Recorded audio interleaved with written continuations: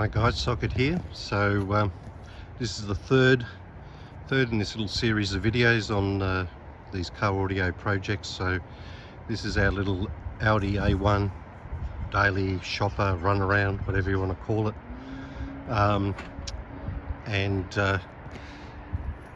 Yep, this is the third project that I built, so I learned a fair bit from the other two. This one only took about 5 weeks to build. I think the wife's Audi A4 took a little bit longer, maybe 6 weeks, but yeah, it was a fair bit of work to strip it out. The other thing with these little cars compared to the bigger cars is there's not a lot of available space. So yeah, it was a battle of millimeters with this little thing. It kind of fought me all the way.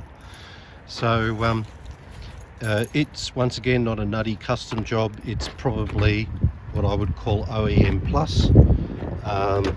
It's also got a set of Dynaudio speakers in here, but they're the Isotars. They're probably the next level up from the Dynes in the wife's A4 one-seat driver tuned system. So the passenger tweeter and the driver tweeter is directly aimed at the driver, so completely on axis.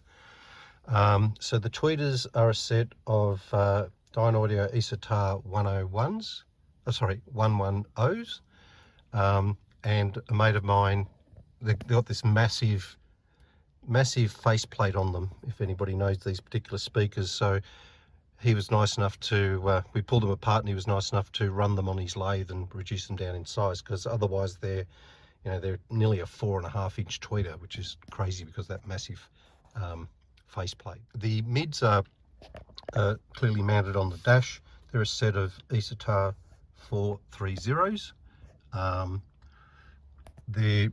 would have liked to have sunk them into the dash rather than sitting proud on top of the dash like that, but the problem is there's ducts and other stuff underneath which doesn't allow you to mount them lower than what they are. I had to build a little, if I can just show you there, like a little ring, because the dash scoops away with the speaker overhangs, and as I mentioned in the other video, I didn't pull the dash out of this car. I started to, but yeah, it's a bit tricky. So I ended up getting the windscreen taken out, drilling the holes in the dash, mounting the speakers, and then getting a new windscreen installed. So that was, I think the windscreen was about $400, so it wasn't too expensive. Also got these great little grills from a guy in China that custom makes stuff because of the weird mounting points and things on these speakers. You can't just get off the shelf stuff. So so that's the mids. Unlike the wife's car, I could cut the kicks in this car, so that's exactly what I did. Here on the driver's side, cut through into the wheel well, put a mounting ring in, and then bolted the speakers onto that mounting ring with the magnet firing back into the cabin. These are a set of Isotar 650s. They're a 6.5-inch mid base, and I had to basically on the wheel lining, had to put a grill and put some rain guard in to stop moisture getting into the cabin. And if you just look in here, you can see that grill. If it gets into focus, maybe it won't. Just in there, but once again had no problems with moisture getting into the cabin at all. So that's been great. And then on the passenger side, we made a little plate which we can just take off, and once again you can see the mid base in there. A bit of a magnet to just clip that, so that can clip back into place. Got some temporary grills in here which will replace when we get the grill covers come in, but that just means you've got a place to rest your foot, because there isn't a lot of leg room for the passenger, but you can fit in. We didn't want to take up a lot of boot space with a sub, so we decided to put the front sub into the passenger footwell. This is a 12-inch Phase Aliante SI, very shallow, old school Italian sub. Does a pretty good job given its location in a box that's about probably 1 cubic foot. Then we've got the rear fills up on the C pillars. They are a set of hybrid audio X3s, widebands.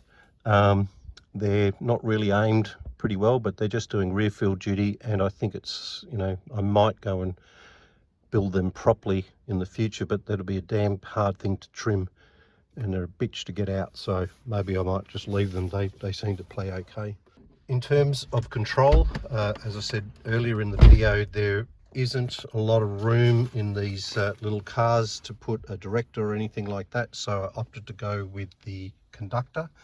Basically use a hole saw just to punch a hole straight through the dash, and then fitted the conductor in here. It's nice and convenient, able to reach it. Great little unit, does all the same things that the director does. That's the inside of the car. Yeah, some of the challenges were, I mean, we can still use the OEM head unit. I generally Bluetooth stream straight from my phone to the hex unit in the Helix.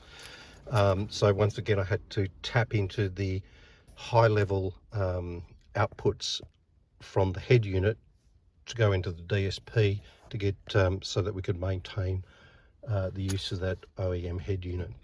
So let's duck around the back and let's have a look at what's going on in there. So, you know, as I said, what was important to us is to maintain some boot space. So that's all looking pretty normal. But underneath here, we were able to squeeze in a Helix Ultra to do the DSP duties, an M6 which runs the tweeters, mids and rear, an M1 that does the front sub, and then underneath the wheel here you can just see the light shining through there is another P6 which is bridged to run the mid bass, and then all the fuses and distribution blocks and things are underneath that. So I'm still able to maintain a functional boot and have the spare wheel with us as well. So it all fits, but you know, with 5 or 6 mil of clearance everywhere, so that was a bit tricky.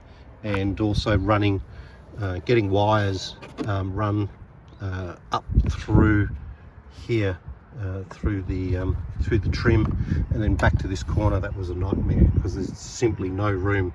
Right behind that panel is the rear wheel well. The metal of the wheel well is probably only, you know, a couple of mils clearance, so yeah, had to fit a lot of wiring to run out to this bottom corner to get to the amps and everything. So yeah, a bit tricky, but okay, well, let's go around and have a listen.